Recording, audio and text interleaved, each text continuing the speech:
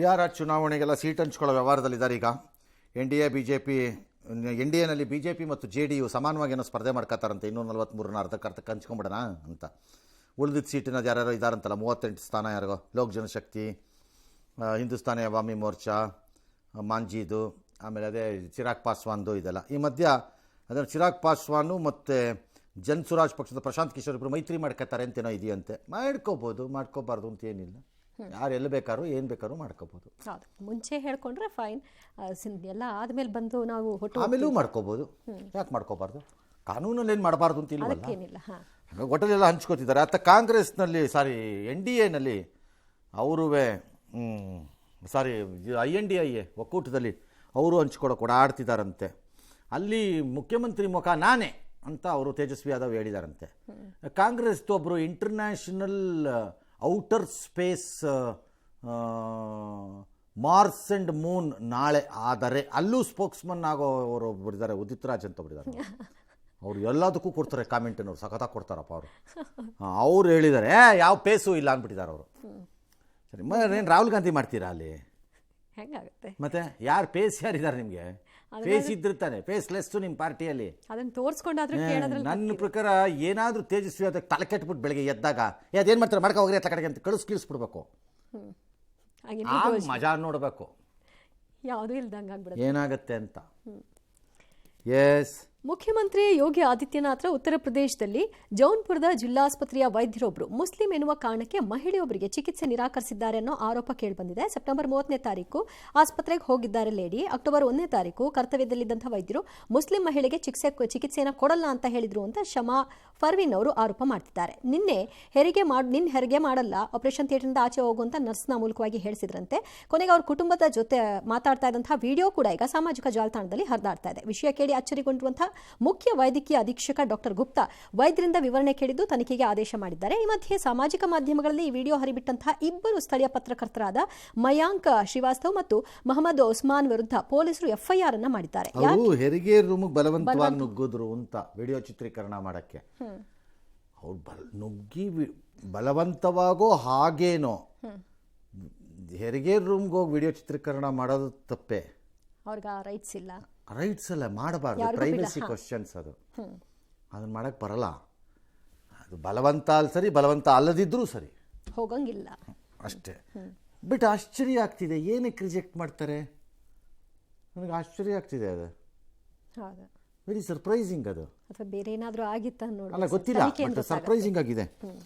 ತಮಿಳುನಾಡಿನ ಕರೂರಿನಲ್ಲಿ ಕಾಲು ತುಳಿತ ಆಯಿತು. ಅದಕ್ಕೆ ಈಗ ವಿಜಯ್ ವಿಡಿಯೋ ಕರೆ ಮೂಲಕ ಮೃತರ ಕುಟುಂಬದವರ ಜೊತೆ ಎಲ್ಲ ಮಾತನಾಡಿದಾರಂತೆ. ಮಾತಾಡಿ ಸಂತಾಪ ವ್ಯಕ್ತಪಡಿಸಿ ಸಹಾಯದ ಭರವಸೆಯನ್ನು ಕೊಟ್ಟು ನಾನು ಸದ್ಯದಲ್ಲೇ ನಿಮ್ಮನ್ನೆಲ್ಲ ಭೇಟಿ ಮಾಡ್ತೀನಿ, ಈಗಲೇ ಬೇಡ, ಮತ್ತು ಈ ಸಂದರ್ಭದಲ್ಲಿ ಯಾರು ರೆಕಾರ್ಡ್ ಮಾಡಬೇಡಿ, ಇದನ್ನು ಫೋಟೋ ಗಿಟೋ ತೆಕ್ಕೋಬೇಡಿ, ಇದನ್ನು ಹೀಗೆ ಇಟ್ಕೊಳ್ಳೋಣ ಅಂತ ಅಂದಿದ್ದಾರಂತೆ. ಹಾಗೆ ಸದ್ಯದವರೆಗೂ ಫಾಲೋ ಆದಂಗಿದೆ. ಯಾರು ಏನು ಮಾಡಿದ್ದು ಹರಿಬಿಟ್ಟಿಲ್ಲ ಯಾರುವೆ, ನಮ್ಮ ಪುಣ್ಯಕ್ಕೆ ಅಲ್ವೇ. ಸರಿ, ನೋಡೋಣ ಮುಂದಕ್ಕೆ ಏನ್ ಮಾಡ್ತಾರೆ ಅಂತ ಅವರುವೆ. ಜೀನಿ ಸ್ಲಿಮ್ ರೆಫರ್ ಮಾಡ್ಬೇಕಾದ್ರೆ ಕಾರಣ ಏನಂದ್ರೆ ವೇಟ್ ಲಾಸ್ ಸಲುವಾಗಿ ನನ್ ಬಾಳ ಜನ ಕೇಳಿದ್ರು. ಫಸ್ಟ್ ನಾನ್ ತಗೊಂಡು ನನಗೆ ರಿಸಲ್ಟ್ ಬಂದ್ಮೇಲೆ ಆಮೇಲೆ ನಾನು ಜೀನಿ ಸ್ಲಿಮ್ ಇನ್ನೊಬ್ಬರಿಗೆ ಪ್ರಿಪೇರ್ ಮಾಡಿದ್. ಸುಸ್ತಾಗೋದು ಕಡಿಮೆ ಆಯ್ತು, ವೀಕ್ನೆಸ್ ಅದು ಏನೂ ಇಲ್ಲ, ಪೂರಾ ಹೆಲ್ದಿ ಅದೇನೆ. ವೇಟ್ ಜಾಸ್ತಿ ಇರೋರಲ್ಲಿ ಏನೇ ಡೌಟ್ ಇಲ್ಲದೆ 100% ಬಳಸಬಹುದು. ಪ್ರತಿದಿನ ನಮ್ಮ ಜೀನಿ ಸ್ಲಿಮ್ ನ ಯೂಸ್ ಮಾಡಿ ಯಾವುದೇ ಸೈಡ್ ಎಫೆಕ್ಟ್ ಇಲ್ದಂಗೆ ನೀವು ಸಣ್ಣ ಆಗ್ತೀರಾ. ಮಧ್ಯಪ್ರದೇಶದಲ್ಲಿ ಕೆಮ್ಮಿನ ಸಿರಪ್ ಸೇವಿಸಿ ಮಕ್ಕಳು ಸಾವನ್ನಪ್ಪಿದ ಘಟನೆ ಬೆನ್ನಲ್ಲೇ ಈ ಪ್ರಕರಣವನ್ನು CBI ತನಿಖೆಗೆ ವಹಿಸಬೇಕು ಅಂತ ಸುಪ್ರೀಂ ಕೋರ್ಟ್ಗೆ ಸಾರ್ವಜನಿಕ ಹಿತಾಸಕ್ತಿ ಅರ್ಜಿ ಸಲ್ಲಿಕೆಯಾಗಿದೆ. ನಿವೃತ್ತ ನ್ಯಾಯಮೂರ್ತಿ ನ್ಯಾಯಾಧೀಶರ ಮೇಲ್ವಿಚಾರಣೆಯಲ್ಲಿ ತನಿಖೆ ಆಗಬೇಕು ಅಂತ ಕೇಳಲಾಗಿದೆ. ಕೆಮ್ಮಿನ ಸಿರಪ್ ಸೇವಿಸಿ 16 ಮಕ್ಕಳ ಸಾವಿನ ಪ್ರಕರಣ ಸಂಬಂಧ ಈಗಾಗಲೇ ಮಧ್ಯಪ್ರದೇಶದಲ್ಲಿ ಡಾಕ್ಟರ್ ಪ್ರವೀಣ್ ಸೋನಿ ಅವರನ್ನ ಬಂಧಿಸಿ ಅಮಾನತುಗೊಳಿಸಲಾಗಿದೆ. ಕೆಮ್ಮಿನ ಸಿರಪ್ ತಯಾರಿಸಿದಂತಹ ಕಂಪನಿಯ ವಿರುದ್ಧವೂ ಕೂಡ ಪ್ರಕರಣವನ್ನು ದಾಖಲು ಮಾಡಿಕೊಂಡಿದ್ದಾರೆ. ಮುಖ್ಯಮಂತ್ರಿ ಡಾಕ್ಟರ್ ಮೋಹನ್ ಯಾದವ್ ಕೂಡ ಈ ವಿಷಯದಲ್ಲಿ ಕಠಿಣ ಕ್ರಮವನ್ನು ಕೈಗೊಂಡಿದ್ದಾರೆ. ಈ ಮಧ್ಯೆ 7 ಮಕ್ಕಳು ಚಿಂದ್ವಾರದ ಆಸ್ಪತ್ರೆಯಲ್ಲಿ ಚಿಕಿತ್ಸೆಯನ್ನು ಪಡ್ಕೊಳ್ತಾ ಇದ್ದಾರೆ. ನನಗೆ ಅಂಡರ್ಸ್ಟ್ಯಾಂಡ್ ಆಗದೆ ಇರೋದು, ಇದಕ್ಕೆ CBI ತನಿಖೆ ಆಗಿ ಏನು ಪ್ರಯೋಜನ? ಏನು CBI ಏನು ಮಾಡೋಕ್ಕಾಗತ್ತೆ ಇದರಲ್ಲಿ? ಕರೆಕ್ಟಾಗಿ ಲೋಕಲಿನೇ ಇದನ್ನು ತನಿಖೆ ಮಾಡಬೇಕು. ರೆಗ್ಯುಲೇಷನ್ಸನ್ನು ಟೈಟ್ ಮಾಡೋಕ್ಕೆ ಗೌರ್ಮೆಂಟ್ ಆಫ್ ಇಂಡಿಯಾ ಎಲ್ಲ ರಾಜ್ಯಗಳನ್ನು ಸೇರಿಸ್ಕೊಂಡು ಒಂದು ಜನರಲ್ ಇದನ್ನು ತರಬೇಕು. ಇನ್ನಷ್ಟು ರೆಗ್ಯುಲೇಷನ್ಸನ್ನು, ಇನ್ನಷ್ಟು ಟೆಸ್ಟಿಂಗು ಅಥವಾ ಇನ್ನಷ್ಟು ಮಾನಿಟರಿಂಗು ಇದಕ್ಕೆ ತರಬೇಕು. ಅದು ಬಿಟ್ಟುಬಿಟ್ಟು ಈಗ ಅಲ್ಲಿ ಮಧ್ಯಪ್ರದೇಶದಲ್ಲಿ ಡಾಕ್ಟರ್ ಪ್ರವೀಣ್ ಸೋನಿ ಅಂತ ಯಾರನ್ನೋ ಅರೆಸ್ಟ್ ಮಾಡಿದ್ದಾರೆ. ಆ ಡಾಕ್ಟರ್ದು ಏನು ತಪ್ಪು?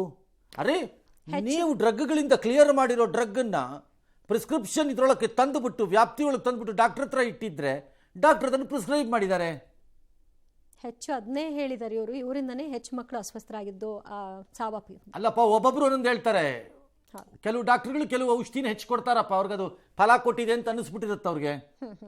ಅದನ್ನೇ ಹೆಚ್ಚು ಮಾಡ್ತಾರೆ. ಈಗ ಕೆಲವು ಸಿರಪ್ಗಳನ್ನ ಮಕ್ಕಳುಗಳಿಗೆ ಕೊಡಬೇಡಿ, ಅದು ಭಾಳ ಹೈ ಡೋಸೇಜ್ ಅಂತಾರೆ. ನಾನು ಅದ್ರ ಹೆಸರುಗಳನ್ನು ಹೇಳಲ್ಲ, ನನಗೂ ಕೇಳ್ತಾರೆ, ಸರ್ ಅದು ಆ ಸಿರಪ್ ಕೊಟ್ಟಿದ್ರೆ ಅದು ಹೈ ಡೋಸೇಜ್ ತಗೋಬಾರ್ದಂತೆ ಅಂತಾರೆ ಕೆಲವರು. ಮಕ್ಕಳು ಕೊಡಬೇಡಿ, ಅದು ಭಾಳ ಹೈ ಡೋಸೇಜ್. ಅದು ಕೆಲವು ಡಾಕ್ಟ್ರುಗಳು ಹೈ ಡೋಸೇಜಲ್ಲಿ ಕೊಟ್ಟು ಬೇಗ ವಾಸಿ ಮಾಡಿಬಿಡ್ತೀವಿ ಅನ್ನೋ ಮನೋಸ್ಥಿತಿನವ್ರು ಇರ್ತಾರೆ.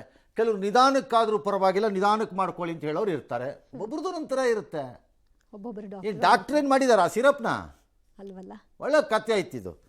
This is unfair. ಇದು ನನ್ನ ಪ್ರಕಾರದಲ್ಲಿ ಸಿರಪ್ ಬಿಟ್ಟವನು ಯಾವನು?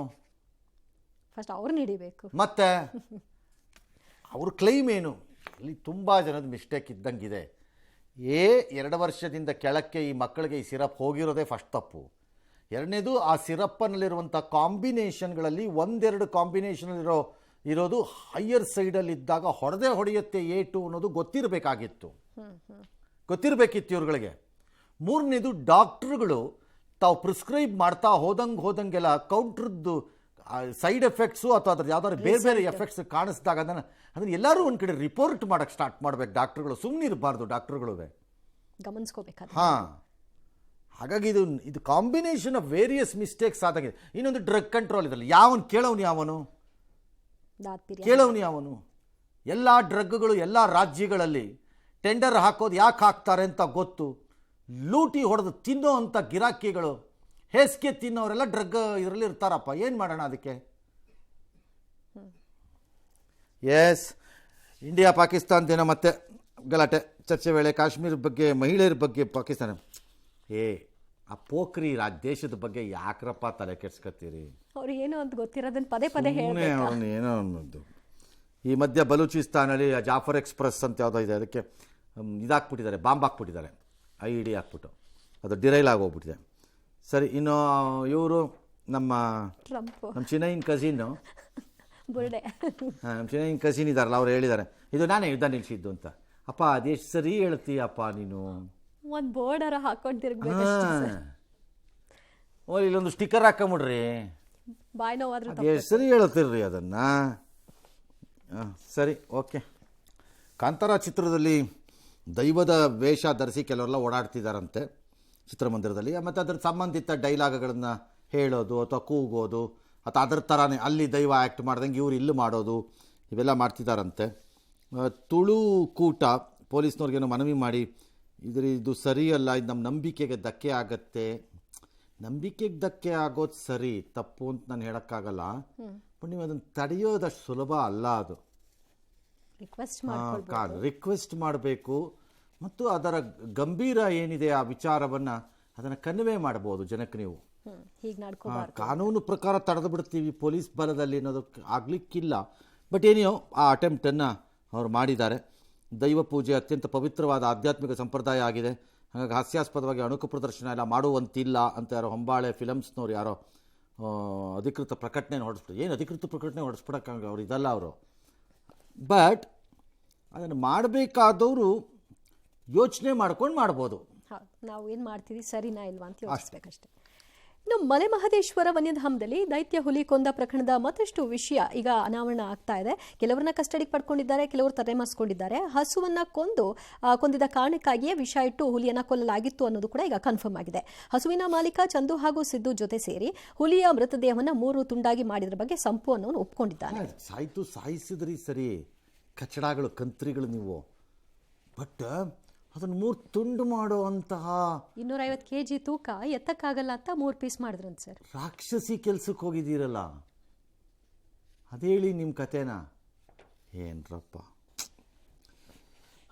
ಕುಣಿಗಲ್ ತಾಲೂಕಿನ ಮಾರ್ಕೋನಹಳ್ಳಿ ಜಲಾಶಯದಲ್ಲಿ ಹಿನ್ನೀರಿಗೆ ಹೋಗಿ ಒಂದು 6 ಜನ ಕೊಚ್ಕೊಂಡು ಹೊರಟೋಗಿದ್ದಾರೆ. ತುಮಕೂರಿನ BG ಪಾಳ್ಯದವ್ರು 6 ಜನ, ಸಾಜಿಯಾ, ಅರ್ಬಿನ್ ಅವ್ರು ಯಾರೋ ಇಬ್ಬರದ್ದು ದೇಹ ಸಿಕ್ಕಿದೆ, ಉಳಿದವ್ರು ಸಿಕ್ಕಿಲ್ಲ.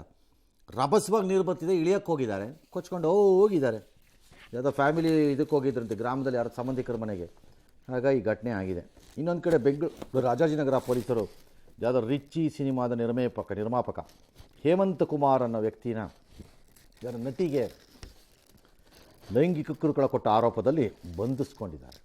ಇನ್ನು ಪರಸ್ತ್ರೀ ಜೊತೆ ಅಕ್ರಮ ಸಂಬಂಧ ಹೊಂದಿದಂತಹ ಗಂಡನ ತಲೆಯ ಮೇಲೆ ಕಾದ ಎಣ್ಣೆಯನ್ನು ಸುರಿದಿರುವಂತಹ ಪ್ರಯತ್ನ ನಡೆದಿದೆ. ಘಟನೆ ಬೆಳಗಾವಿಯ ಮಚ್ಚೆ ಗ್ರಾಮದಲ್ಲಿ ನಡೆದಿದೆ. ಪತಿ ಸುಭಾಷ್ ಪಾಟೀಲ್ ಮೇಲೆ ಪತ್ನಿ ವೈಶಾಲಿ ಪಾಟೀಲ್ ಕಾದ ಎಣ್ಣೆಯನ್ನು ಸುರಿದಿದ್ದು ಗಂಭೀರವಾಗಿ ಗಾಯಗೊಂಡಿರುವಂತಹ ಸುಭಾಷ್ನನ್ನ ಬೆಳಗಾವಿ ಸೂಪರ್ ಸ್ಪೆಷಾಲಿಟಿ ಆಸ್ಪತ್ರೆಯಲ್ಲಿ ದಾಖಲು ಮಾಡಿದ್ದಾರೆ. ಆಲ್ಮೋಸ್ಟ್ 60% ಸುಟ್ಟ ಗಾಯಗಳಿಂದ ಅವರು ನರಳ್ತಾ ಇದ್ದಾರೆ. ಹೇಳ್ತಿದ್ರು ಬದುಕೋದು ಕಷ್ಟ ಆಗುತ್ತೆ ಅಷ್ಟೊಂದೆಲ್ಲ ತಲೆ ಮೇಲೆ ಹಾಕಿರೋದು. ಇನ್ನು ಗಂಡನ ಕೊಲೆ ಯತ್ನಿಸಿದಂತಹ ವೈಶಾಲಿಯನ್ನ ಪೊಲೀಸರು ಬಂಧನಕ್ಕೊಳಪಡಿಸಿದ್ದಾರೆ. ಇನ್ನು ಬೀದರ್ ಜಿಲ್ಲೆಯಲ್ಲೂ ಕೂಡ ನೆಟೂರು ಗ್ರಾಮದ ಪತಿ ಕುಡಿದು ಬಂದು ಗಲಾಟೆ ಮಾಡ್ತಾ ಇದ್ದ ಅಂತ ಪತ್ನಿ ಮತ್ತು ಆಕೆಯ ಸಂಬಂಧಿಕರೆಲ್ಲ ಸೇರ್ಕೊಂಡು ಕಣ್ಣಿಗೆ ಕೆಮಿಕಲ್ ಹಾಕಿ ಕಣ್ಣನ್ನೇ ಕಿತ್ತು ಹಾಕ್ಬಿಟ್ಟವ್ರೆ. ಪತ್ನಿ ನಾಗಮ್ಮ ಸೇರಿದಂತೆ 4 ಈ ಕೃತ್ಯವನ್ನ ಮಾಡಿದ್ದಾರೆ. ಹೈದರಾಬಾದ್ ಕರ್ಕೊಂಡು ಹೋಗಿ ನಿರಂತರ ಟಾರ್ಚರ್ ಕೊಟ್ಟಿದ್ರಂತೆ. ಹೇಗೋ ತಪ್ಪಿಸ್ಕೊಂಡು ಬಂದೆ ಅಂತ ಈ ಬೀದರ್ಗೆ ಬಂದ್ಮೇಲೆ ದೂರನ್ನ ಕೊಟ್ಟಿದ್ದಾರೆ ಈ ವ್ಯಕ್ತಿ. ನಾವು ಕೇಳಿದ್ವಪ್ಪ, ಕೋಪ ಮಾಡ್ಕೊಂಡ್ಲಂತೆ ಹೆಂಡತಿ, ಲಟ್ಟನ್ಗೇಲಿ ಹೊಡೆದ್ಲಂತೆ ಅಂತ. ಇದು ಒಂದು ಲೆವೆಲ್ ಲಟ್ಟನ್ಗೇಲಿ ಹೊಡಿತು, ಅದಕ್ಕೆ ಕಾರ್ಟೂನ್ ಟೈಪ್ ಎಲ್ಲ ತೋರಿಸೋರು. ಲಟ್ಟನ್ಗೇಲಿ ಹೊಡೆಯೋದು, ಪರ್ಕೆ ಹಿಡ್ಕೊಂಡು ನಿಂತ್ಕೊಳ್ಳೋದು, ಸೌಟು ಇದೆಲ್ಲ ಇತ್ತು. ಬಟ್ ಈ ಎಣ್ಣೆದು ಹೊಸ ಸ್ಕೀಮ್ ಇದ್ದಂಗಿದೆ. ಹೌದು ಸರ್, ಅಷ್ಟೊಂದು ರೋಸ್ ಹೋಗಿರ್ತಾರ ಏನಂತ. ಏನ್ಯಾ UPI ಪೇಮೆಂಟ್ಗಳಿಗೆ ಇನ್ನು ಮುಂದೆ ಪಿನ್ನು OTP ಇದ್ರ ಬದಲು ಬಯೋಮೆಟ್ರಿಕ್ನ ಮಾಡಿದ್ರೆ ಹೇಗೆ ಅಂತ national payment corporation of India ಚಾಲನೆ ಕೊಟ್ಟಿದ್ದಾರೆ. ಫಿಂಗರ್ ಪ್ರಿಂಟು ಮತ್ತು ರೆಕಗ್ನಿಷನ್, ಫೇಸ್ ರೆಕಗ್ನಿಷನ್ ಅಂತ ತರ್ತಾ ಇದ್ದಾರೆ. ಇದರ ಮೂಲಕ ಒಂದಿಷ್ಟು ಸ್ಕ್ಯಾಮ್ಗಳು, ಸೈಬರ್ದು ಇದನ್ನೆಲ್ಲ ಕಂಟ್ರೋಲ್ ಮಾಡ್ಬೋದು ಅನ್ನೋದು ಅವ್ರ ಪ್ಲ್ಯಾನು. ನೋಡೋಣ, ಜಾರಿಗೆ ಬಂದಮೇಲೆ ಗೊತ್ತಾಗತ್ತೆ. ಯಾಕಂದರೆ ಆ ಮಹಾಬುದ್ಧಿವಂತರು ನೆಕ್ಸ್ಟ್ ಏನು ಮಾಡ್ತಾರೋ ನೋಡೋಣ. ಹೌದು, AI ಬೇರೆ ಇದೆಯಲ್ಲ. ಅದಕ್ಕೆ ಹೇಳಿದ್ದು. ಇನ್ನು ಆ AI ಇಟ್ಕೊಂಡು ಯಾರ್ಯಾರ ಪೇಸನ್ನು ಯಾರ್ಯಾರು ಮಾಡ್ತಾರೋ ಅದು ಏನೇನು ಕಾದಿದೆಯೋ ಗೊತ್ತಿಲ್ಲ. ಎಸ್, ವಿರಾಮದ ನಂತರ ಸಮಗ್ರ ಸುದ್ದಿ.